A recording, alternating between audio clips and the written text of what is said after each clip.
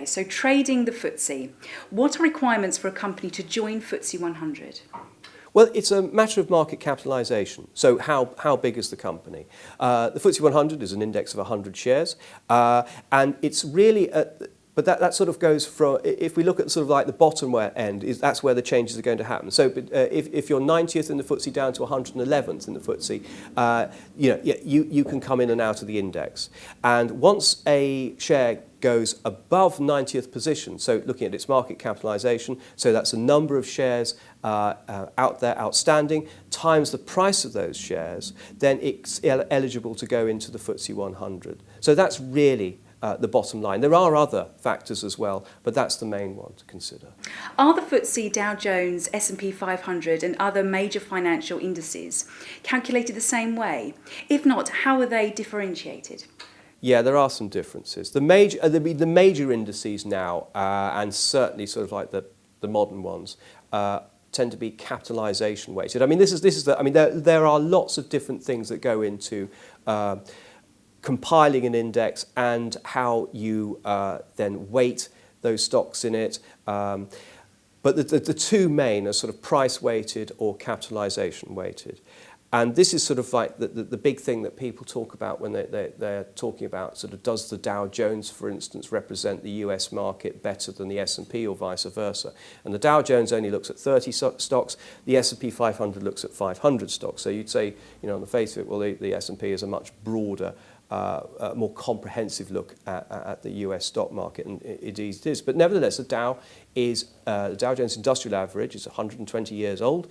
It's something that people look. It's still a big market benchmark and barometer, and yet it has these sort of funny little quirks because it's a price-weighted index. And what that means, or what that means in effect, is that a $1 move in a stock that's worth $10 has the same effect on the index as a $1 move in a stock that's worth $550 or something like that.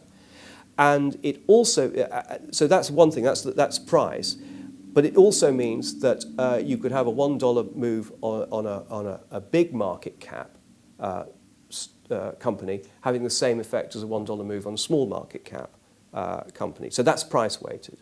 And capitalisation weighted, which is the S&P and the FTSE and the DAX, that is different. So in other words, those other indices, other than the Dow, take into account the fact that a bigger company should have a bigger effect on the index. Can you give any spread betting tips for trading the FTSE 100? Yeah, I think the important thing about the FTSE 100, any index, but perhaps particularly the FTSE 100, is to look very carefully at the constituents and which sectors are playing a dominant role within it. And it happens very much with the FTSE. In terms of sectors, I mean, if we think about going back to before 2000, the year 2000, when we had the sort of the tech revolution, there were a lot of tech stocks that made their way into the FTSE, which had a big influence on how the FTSE behaved.